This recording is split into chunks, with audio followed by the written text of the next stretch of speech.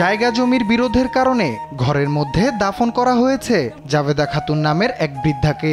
জমির বিরোধ থাকায় জায়গা সংকটে অভিমান করে ঘরেই নিজের মায়ের কবর দেয় তার সন্তানরা।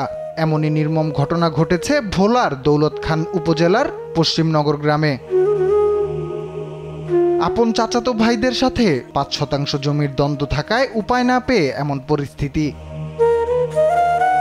জমির মীমাংসা না হলেও ১.৫ বছর আগে মারা যান আব্দুর রশিদ। গেল মঙ্গলবার সন্ধ্যায় মারা যান তার স্ত্রী জাভেদা।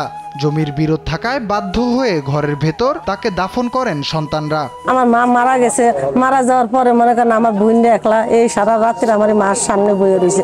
একটা পরানি আমার মার দ্বারা আহেনি, কেউ আমাকে একটু জায়গাও দেয় নাই যে তোরা এই জায়গায় মাটি দিস না, বা আমরা জায়গা দেই তোরা এই জায়গায় নিয়ে আমার মাটি দে। আমার যেটুক জায়গা আছিল ওটুক জায়গার মধ্যে আমার মায়ের নসিহত করে গেছে যে মানুষের জায়গায় মাটি দিলে অত্যাচার করবো, যেটুক জায়গা আছে ওটুকের ভিতরে আমার মাটি দিবি, এটি তোর কাছে আমার দাবি। দুই পরিবারের মধ্যে জমি নিয়ে দীর্ঘদিনের বিরোধ, যার সমাধান হয়নি গেল কয়েক বছরেও। এই জমির মালিকানা নিয়ে দুই পরিবারের মধ্যে রয়েছে পাল্টাপাল্টি অভিযোগ। দাফন করতে না দেওয়ার অভিযোগটি পুরোপুরি অস্বীকার করেন চাচাতো ভাই রফিকুল ইসলাম। আমি তো জায়গা দেই না, এটা তো কেউ করতে পারবো না। আমি দিছি, তারা হেন মাটি দিব না, তারা সেখানে মাটি দিব না, আমি দিছি, তাহলে তো আমার এখানে কোনো দোষ হতে পারে না। সামান্য একটু জমির জন্য দাফনের জায়গা হয়নি অসহায় পরিবারটির, যা সচেতন মহলের বিবেককে নাড়া দিয়েছে। এমন ঘটনাকে নির্মম বলছেন এলাকাবাসী। হ্যাঁ, এখানে মাটি দিছে, একটু খারাপ লাগে।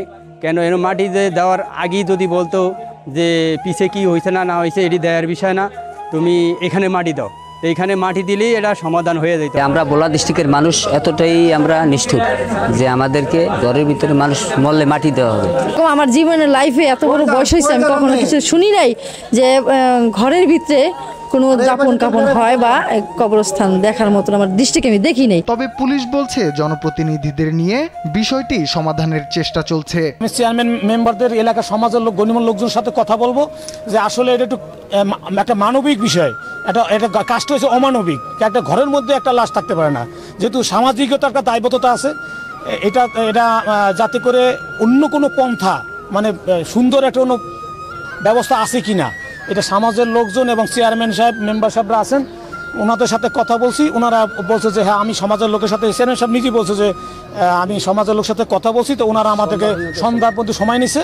সন্ধ্যার পরে ওনার সামাজিক লোকজনের এবং এই যে ভদ্রলোক যে মহিলা মারা গেছেন ওনার যে ছেলে আছে, ওনারা মিলে একটা সিদ্ধান্ত ওনাকে জানাইলে উনি চেয়ারম্যান সাহেব বলছে যে যত টাকা খরচ লাগে আমি জায়গা দেব এবং নিতে উঠাইতে যত খরচ লাগে সমস্ত আমি ব্যয় বহন করব। নিষ্ঠুরতাকে হার মানা এ ঘটনার সুস্থ তদন্তের মাধ্যমে সমাধান চান সুশীল সমাজ। নিউজ ডেস্ক, দেশ টিভি।